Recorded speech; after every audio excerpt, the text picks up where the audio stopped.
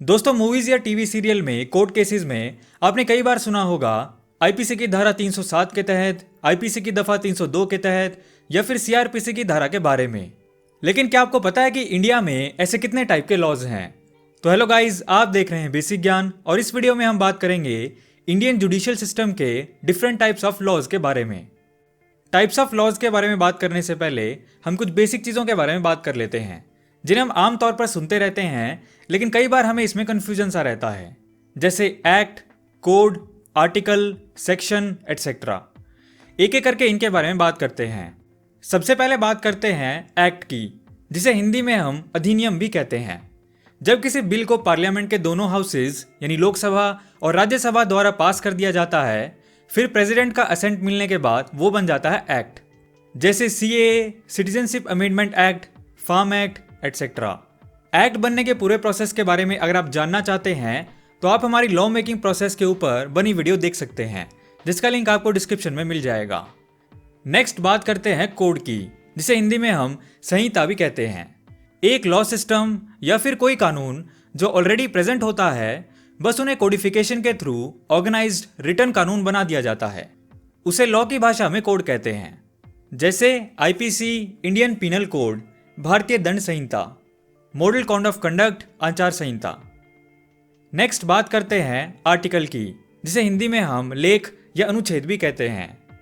जैसा कि हम जानते हैं, हमारे कॉन्स्टिट्यूशन के प्रोविजंस को कुछ पॉइंट्स में लिखा गया है। ऐसा इसलिए किया गया है ताकि सारा कॉन्स्टिट्यूशन ऑर्गेनाइज्ड रहे, उसमें कोई भी चीज़ ढूंढने में हमें दिक्कत ना आए। इन पॉइंट्स को ही आर्टिकल्स कहा जाता है। करंटली इंडियन कॉन्स्टिट्यूशन में 470 आर्टिकल्स हैं। नेक्स्ट बात करते हैं सेक्शन की, जिसे हिंदी में हम अनुभाग या धारा भी कहते हैं। जनरल मीनिंग तो इसका भी सिमिलर सा ही होता है, किसी चीज़ को पार्ट्स में डिवाइड करना। लॉ के कॉन्टेक्स्ट में ये होता है किसी भी एक्ट या कोड के प्रोविजंस को डिस्क्राइब करने के लिए। जैसे आईपीसी में टोटल 576 सेक्शंस हैं, उनमें से एक है जैसे आईपीसी सेक्शन 120, जिसे हिंदी में हम कहेंगे भारतीय दंड संहिता धारा 120 और उर्दू में कहेंगे ताज़ीरात हिंद दफ़ा 120। आर्टिकल और सेक्शन में जिन्हें बहुत कन्फ्यूजन रहता है, वो इस चीज़ को ऐसे याद रख सकते हैं। आर्टिकल्स और सेक्शंस दोनों का मकसद तो सेम ही होता है, पार्ट्स में डिवाइड करना। बस नंबरिंग के लिए कॉन्स्टिट्यूशन में हम यूज़ करते हैं आर्टिकल्स और एक्ट्स और कोड्स में यूज़ करते हैं सेक्शंस। अब बात करते हैं इंडियन जुडिशियल सिस्टम के डिफरेंट टाइप्स ऑफ लॉज की। तो सबसे सुप्रीम लॉ होता है इंडियन कॉन्स्टिट्यूशन, यानी भारत का संविधान। हमारा देश इसी के अकॉर्डिंग चलता है। सभी सिटीजन्स के क्या क्या राइट्स होंगे, कौन कौन से राइट्स फंडामेंटल राइट्स होंगे और उन सब की क्या क्या ड्यूटीज होंगी, सब इसमें दिया गया है। देश में जो भी लॉज होते हैं या जो नए नए लॉज बनाए जाते हैं, वो सारे संविधान के अकॉर्डिंग ही होने चाहिए। इसीलिए अगर ऐसा कोई लॉ बनता है जो कॉन्स्टिट्यूशन के किसी आर्टिकल को ब्रेक करता हो, यानी संविधान की किसी बात के खिलाफ हो, तो उसे नकार किया जाता है।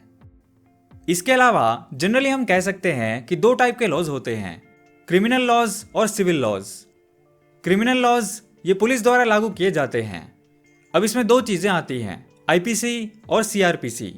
आईपीसी यानी इंडियन पीनल कोड वो बुक है जिसमें सारे क्रिमिनल ऑफेंसेस के बारे में लिखा गया है, जो कोई भी पर्सन या ग्रुप ऑफ पर्सन मिलकर करते हैं। जैसे चोरी हो गई, लूट हो गई, डकैती हो गई, murder, attempt to murder etcetera. इस टाइप के सारे गुनाहों के बारे में सेक्शन वाइज लिखा गया है कि किस अपराध के लिए क्या सज़ा होगी, कितने साल की सज़ा होगी, कितना जुर्माना होगा एटसेट्रा। इसके बाद अब सीआरपीसी यानी क्रिमिनल प्रोसीजर कोड वो बुक है जिसमें किसी पर्सन या ग्रुप ऑफ पर्सन्स के द्वारा कोई क्राइम किए जाने पर आईपीसी के सेक्शन के अकॉर्डिंग उन्हें उसके लिए पनिशमेंट मिलने तक जो प्रोसेस फॉलो किया जाता है, उसके प्रोसीजर के बारे में लिखा गया है कि किस तरीके से उन पे एक्शन लिया जाएगा। जैसे किस तरीके से गिरफ्तारी होगी, कैसे बेल दी जाएगी, किस तरीके से ट्रायल चलेगा, कोर्ट में पेशी होगी और सज़ा दी जाएगी एटसेट्रा। नेक्स्ट अब बात करते हैं सिविल लॉज की। तो इसमें आ जाते हैं वो सारे मामले जो आपराधिक प्रवृत्ति के नहीं हैं, यानी जो क्राइम में इंक्लूड नहीं होते। जैसे कॉन्ट्रैक्ट से जुड़े लॉज, प्रॉपर्टी से जुड़े लॉज, शादी ब्याह से जुड़े लॉज, हिंदू लॉज, मुस्लिम लॉज एटसेट्रा। अब इसमें भी बात आती है प्रोसीजर की, जिसके लिए होता है सीपीसी, सिविल प्रोसीजर कोड, जिसमें होता है सिविल लॉज के टूटने पर किस तरीके से कार्यवाही की जाएगी, उसका सारा प्रोसीजर। क्रिमिनल लॉज और सिविल लॉज में मेजर डिफरेंस ये होता है, क्रिमिनल लॉज में पनिशमेंट के तौर पर जेल और फाइन दोनों लग सकते हैं, लेकिन सिविल लॉज में सिर्फ कंपनसेशन देना होता है। हाँ, लेकिन अगर कंपनसेशन नहीं दिया जाता है तो जेल हो सकती है। इसके अलावा इंडियन जुडिशियल सिस्टम में यूज होते हैं कॉमन लॉज, जिन्हें हम केस लॉज या जुडिशियल प्रेसिडेंट या जज मेड लॉज भी कहते हैं। ये वो सेक्शंस होते हैं जो कोर्ट्स के द्वारा पुराने किसी मुकदमे पे लिए गए डिसीजन से निकाले जाते हैं। जैसे सुप्रीम कोर्ट ने किसी चीज पे कोई डिसीजन लिया तो लोअर कोर्ट सिमिलर केस पे उस डिसीजन का रेफरेंस लेते हुए उस जजमेंट को एज लॉ कंसिडर करते हुए अपना डिसीजन सुना सकती है। इसके अलावा होते हैं स्टैट्यूटरी लॉज। ये वो लॉज होते हैं जो लेजिस्लेचर एक्ट की फॉर्म में बनाती हैं। ये सेंट्रल गवर्नमेंट में पार्लियामेंट द्वारा, स्टेट गवर्नमेंट में विधानसभा द्वारा और लोकल गवर्नमेंट्स में म्यूनिसिपैलिटीज द्वारा बनाए जाते हैं।